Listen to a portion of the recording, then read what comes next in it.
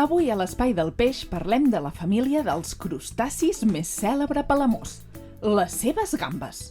Festa grossa! I qui són els afortunats que participen en aquest capítol?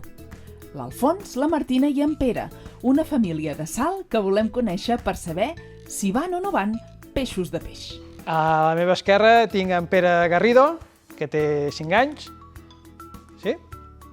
I a la meva dreta hi tinc la Martina Garrido, que en té 10 ja. El meu pare, Alfons Garrido, té 43 anys. No som de molt menjar peix.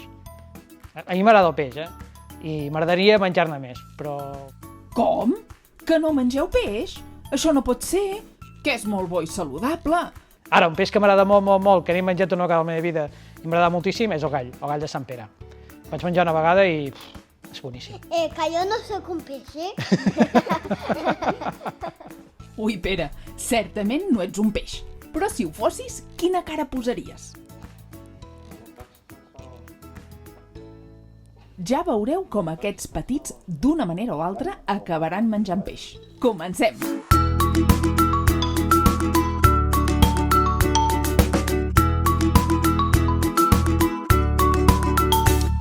Però volem conèixer una mica més aquest món de la gamba de Palamós, tan famosa a tot arreu. D'entrada, les gambes tenen quelcom estrany, anomenat cefalotòrax. Què és això?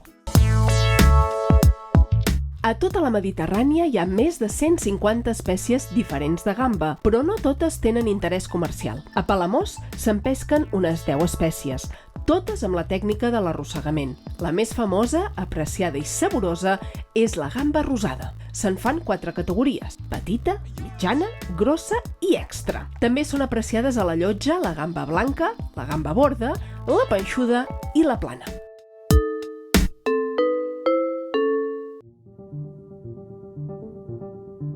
Molt bé, família, volem conèixer què fa especials les gambes de Palamós. Sabeu que tenen un segell que en certifica la seva qualitat? Sí, marca de garantia Gamba de Palamós.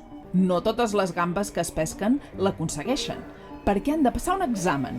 I volem veure com s'ho fan. Doncs anem a la subhasta a buscar on fan aquest examen abans de ser venudes a la llotja. Serà molt difícil? Totes les gambes es pesen, es controla la temperatura, es comprova si estan senceres. Caram, han de passar un munt de proves.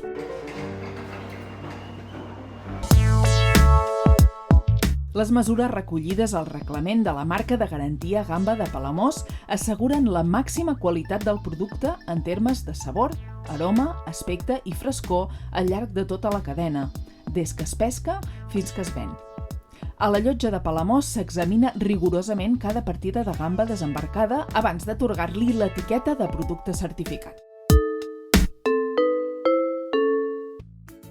Mireu quina preciositat de gamba!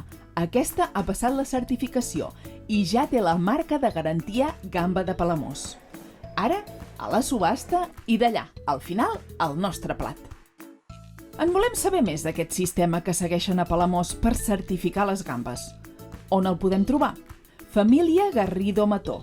En aquest nou repte heu de trobar el segell tan característic que acredita que les gambes compleixen amb la marca de garantia. I l'heu de buscar pel mercat de la llotja ja! Caram, quanta gent! Això sí que és un mercat del peix. En Pere i la Martina van buscant a veure si troben el segell. A veure... Mira'l, és allà! Molt bé, localitzat. Marca de garantia 100%. A la costa palamosina hi ha una enorme vall submarina que travessa la plataforma continental, de milers de metres de fondària. A les parets i pel fons d'aquests canyons, a partir dels 300 metres de profunditat, viu la gamba rosada en la més total obscuritat. Fan servir les llargues antenes per veure-s'hi tot pel mar al seu voltant. Els canyons són un hàbitat excepcional per les gambes perquè aquestes valls canalitzen els corrents i els descens de sediments rics en nutrients, oferint un autèntic festí a aquests animalons.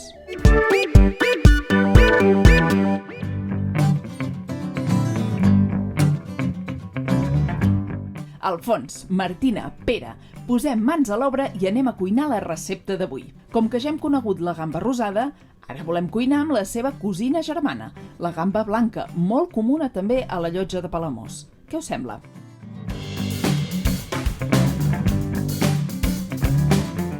Qui no ha menjat mai una truita? Tothom. Però qui n'ha menjat amb gambeta blanca? No l'heu tastada? No se'n parli més. Pelem les gambetes i les sofregim en una paella. Quina bona pinta. Ara trenquem i batem els ous per fer la truita. Així, ben batut tot, amb força. Aboquem les gambetes i a la paella. Ens en sortirem de girar-la? Tatxin. Prou bé. Ja gairebé tenim la truita al punt. Un plat ben senzill amb un ingredient de luxe. En Pere i la Martina els ha encantat, oi que sí? Diuen que en volen sopar cada dia. Quin èxit, això de la truita de gambes! I aquí ens quedem, acabant-nos la truita, i us diem adeu. Fins la propera!